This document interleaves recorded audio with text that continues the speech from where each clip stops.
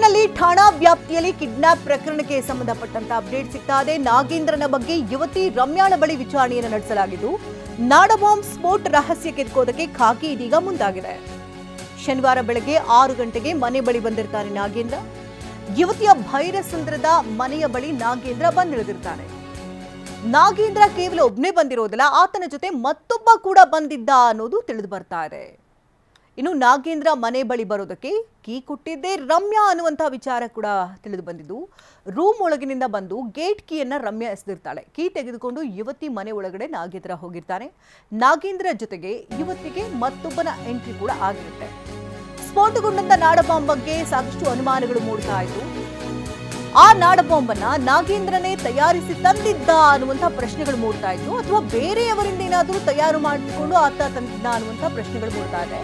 ಕೇಂದ್ರ ಡಿಐಜಿ ಗಿರೀಶ್ ಹಾಗೆ ತುಮಕೂರು ಎಸ್ಪಿಯಿಂದ ತನಿಖೆಯನ್ನು ನಡೆಸಲಾಗ್ತಾ ಇದ್ದು, ನಾಡಬಾಂಬ್ ಬಗ್ಗೆ ತನಗೆ ಗೊತ್ತಿಲ್ಲ ಅಂತ ಯುವತಿ ಹೇಳ್ತಾ ಇದ್ದಾಳೆ ರಮ್ಯಾ.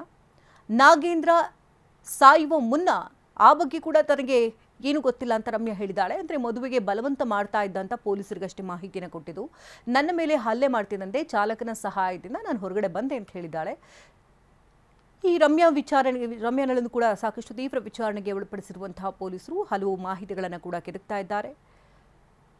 ನಾಡಬಾಂಬ್ ಸ್ಫೋಟ ರಹಸ್ಯವನ್ನ ಖಾಕಿ ಕೆದಕೋಕ್ ಮುಂದಾಗಿತ್ತು. ಈ ನಾಡಬಾಂಬನ್ನ ಈತನೇ ತಯಾರು ಮಾಡ್ತಿದ್ನ ಅಥವಾ ಬೇರೆ ಎಲ್ಲಿಂದಾನಾದ್ರು ಪರ್ಚೇಸ್ ಮಾಡಿ ತನ್ನ, ಇದ್ರ ಬಗ್ಗೆ ಕೂಡ ಮಾಹಿತಿನ ಕಲೆ ಹಾಕ್ತಿದ್ದಾರೆ. ಈ ಬಗ್ಗೆ ಇನ್ನಷ್ಟು ಡೀಟೇಲ್ಸ್ ಅನ್ನು ಪಡ್ಕೊಳ್ಳೋ ನೇರ ಸಂಪರ್ಕದಲ್ಲಿ ಪ್ರಜ್ವಲ್ ಇದ್ದಾರೆ. ಪ್ರಜ್ವಲ್, ಈ ನಾಡಬಾಂಬ್ ವಿಚಾರಕ್ಕೆ ಸಂಬಂಧಪಟ್ಟಂತೆ ಪೊಲೀಸರು ಈಗಾಗಲೇ ತೀವ್ರ ತನಿಖೆಯನ್ನ ನಡೆಸ್ತಾ ಇದ್ದು, ನಾಗೇಂದ್ರ ಪ್ರೇಯಸಿ ರಮ್ಯಾಳನ್ನು ಕೂಡ ವಿಚಾರಣೆಗೆ ಒಳಪಡಿಸಿದ್ದಾರೆ. ಸೊ ಯಾವ್ಯಾವ ಆಂಗಲ್ ಅಲ್ಲಿ ತನಿಖೆ ಆಗ್ತಾ ಇದೆ, ತನಿಖೆಯ ಹಂತ ಯಾವ್ದಲ್ಲಿದೆ ಈಗ?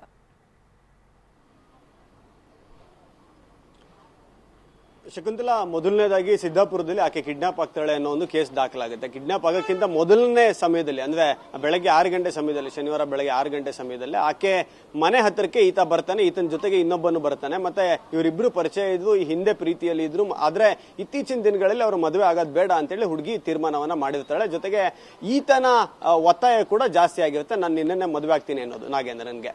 ಈ ಸಂದರ್ಭದಲ್ಲಿ ಆಕೆ ಬಂದಂತ ಸಂದರ್ಭ ಅಂದ್ರೆ ಆಕೆ ಮನೆ ಹತ್ರ ಇವನ ಆರೋಪಿ ಬಂದಂತ ಸಂದರ್ಭದಲ್ಲಿ ಆಕೆ ಮನೆ ಕೀಯನ್ನ ಮೇಲಿಂದ ಎಸಿತಾಳೆ. ಅದನ್ನೇ ತೆಗೆದುಕೊಂಡು ಈತ ಗೇಟ್ ಅನ್ನು ಓಪನ್ ಮಾಡ್ಕೊಂಡು ಆಕೆ ಮನೆ ಒಳಗಡೆ ಹೋಗ್ತಾನೆ. ಬೈರಸಂದ್ರದಲ್ಲಿ ಸಿದ್ದಾಪುರ ಪೊಲೀಸ್ ಠಾಣಾ ವ್ಯಾಪ್ತಿಯಲ್ಲಿರುವಂತಹ ಮನೆ ಒಳಗಡೆ ಹೋಗ್ತಾನೆ.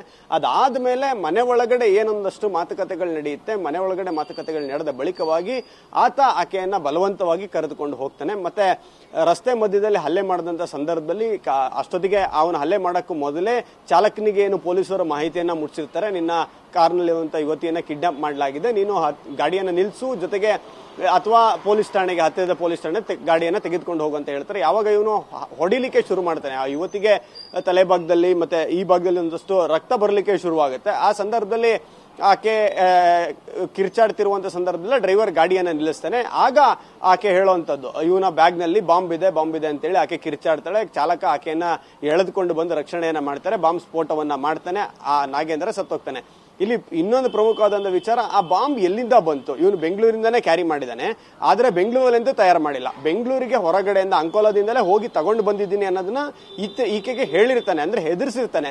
ಆದ್ರೆ ಫಿಸಿಕಲಿ ಆಕೆ ಸಹಿತ ನೋಡಿರೋದಿಲ್ಲ. ಯಾವಾಗ ಇವನಿಗೆ ಹಲ್ಲೆ ಮಾಡ್ತಾನೆ ಕಾರ್ನಲ್ಲಿ, ಆ ಸಂದರ್ಭದಲ್ಲಿ ಆಕೆ ಬಾಂಬನ್ನ ಕಣ್ಣಲ್ಲಿ ನೋಡಿದ್ದಂಥದ್ದು. ಈ ಮಾಹಿತಿಯನ್ನು ಆಕೆ ಪೊಲೀಸರ ಹತ್ರ ಈಗಾಗಲೇ ಹೇಳ್ಕೊಂಡಿದ್ದಾಳೆ.